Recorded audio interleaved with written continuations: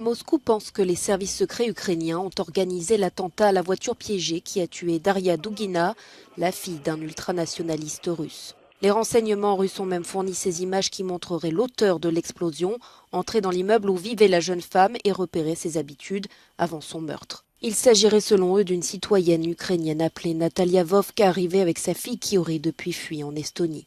Dans un communiqué diffusé lundi, Vladimir Poutine a dénoncé un crime ignoble et déclaré que Daria Dugina avait illustré par ses actes ce qu'être une patriote russe veut dire.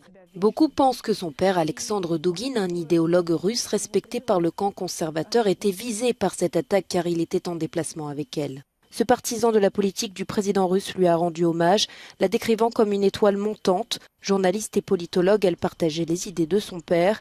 Quelques heures avant sa mort, elle avait loué l'invasion de l'Ukraine, indiquant qu'un dangereux totalitarisme occidental touchait à sa fin.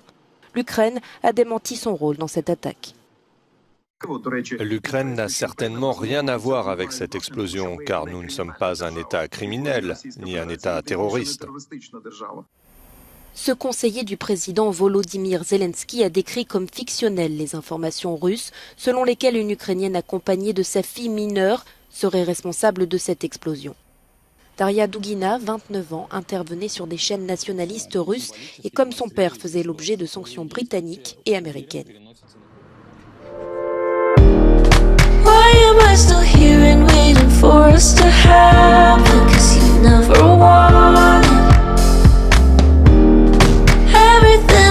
About you, I probably imagine, 'cause we never had it. Funny, it's been so long, and so there's nothing that's changed.